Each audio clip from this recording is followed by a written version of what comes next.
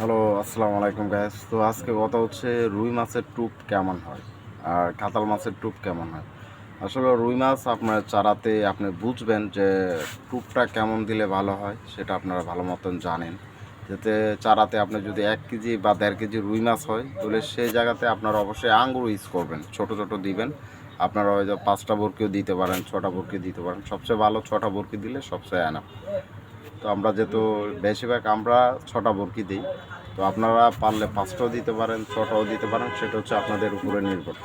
তো জাস্ট কাতাল মাছের জন্যে আপনারা অবশ্যই কাতাল মাছের মুখ কিন্তু অনেকটা বড়, যার কারণে আপনারা অবশ্যই আদারটা একটু বড় দিতে হবে। যার কারণে যেমন ছাতু, অনেকে বলে যে ভাই ছাতু দিয়ে আমরা তো অনেক কাতাল তুলছি, অন্য অন্য আদার দিয়ে তো খাই না। সাদা আদার দিয়ে অবশ্যই কাতাল খাবে, যদি আপনি যদি ভালো মতন পিঁপড়ার ডিম যদি ইউজ করতে পারেন অবশ্যই খাবে। আর রুই মাছের মধ্যে আপনি 5 কেজি 6 কেজি রুই মাছ আপনি যদি ভালো মতন যদি আদারটা বা ভালো মতন পিঁপড়ার ডিম যদি ভালো মতন দিতে পারেন তো অবশ্যই খাবে, 100 থেকে 100 খাবে। আপনারা অবশ্যই চেষ্টা করবেন।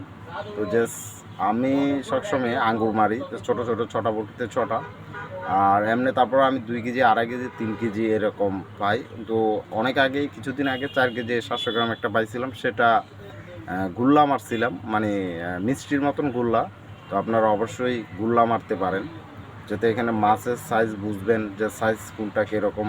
আপনার পাশের মানুষের যত মাছ ধরে তাদেরটাও দেখবেন যে বড় সাইজ না ছোটো সাইজ, সেটাও দেখবেন।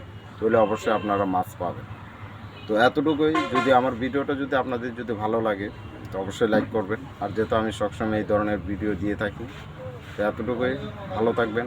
আসসালামু আলাইকুম।